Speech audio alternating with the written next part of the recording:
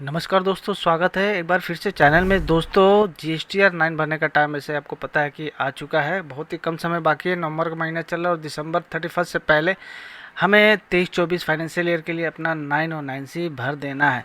तो देखिए 9 और 9C में ऑलरेडी मैंने डिटेल वीडियो बनाया है कि कौन सा टेबल जो है ऑप्शनल है, कौन से टेबल जो है वो मैंडेटरी है जो आपको भरना है। आज के इस वीडियो में हम लोग एक इम्पोर्टेंट पॉइंट के बारे में हम लोग डिस्कस करना है। इम्पोर्टेंट चीज़ डिस्कस करेंगे GSTR 9 का लेकर, वह है आपका टेबल 6 और टेबल 8। तो टेबल 6 और टेबल 8 जो होता है, जो बहुत ही ज़्यादा इंपॉर्टेंट इसलिए होता है कि उसमें हम लोग इनपुट टैक्स क्रेडिट का डिटेल हम लोग देते हैं।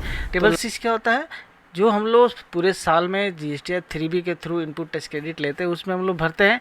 और टेबल 8 हो गया आपका ITC का रिकॉन्सिलिएशन, जो आपका जो 2B में रिफ्लेक्ट कर रहा है ITC या 2A या 2B जो भी उसके साथ कंपेयर करके आपने जो ऑलरेडी ले चुका उसका वो डिफरेंस निकलता है टेबल 8 में। ये दोनों टेबल बहुत ही ज़्यादा इंपॉर्टेंट होते हैं एनुअल रिटर्न और इसके आगे जो भी ऑडिट वगैरह का प्रोसेस होता है उसमें। ये टेबल सी से detail of ITC during the financial year. इसमें क्या है देखिए, सबसे पहले आपका 3B का टोटल पूरे साल में जो आपने लिया हुआ है 6A में, वो यहाँ पे ऑटो पॉपुलेट हो जाएगा। ये वाला जो टेबल है वो ऑटो पॉपुलेट होगा यहाँ पे, ठीक है।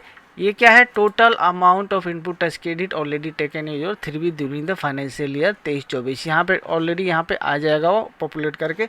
उसके बाद आपका ये जितना भी टेबल 6A का B, C और D जो रहेगा वो क्या है, हमें ब्रेकअप डालना है। हमने जो पूरे साल में जो आपका 3B में लिया है उसका जो एक्चुअल निकलेगा उसके बेसिस पे हमें यहाँ डिटेल देना है और उसका जो डिफरेंस आएगा, अगर आप लाइबिलिटी होगा तो हमें डिस्चार्ज करना पड़ेगा। अब आते हैं टेबल 8 में। टेबल 8 में क्या है सर, टेबल 8 में जो होता है आपका जो 2A में जो रिफ्लेक्ट किया या 2B में जो डाटा रिफ्लेक्ट किया है वो यहाँ पे ऑटो पॉपुलेट हो जाएगा।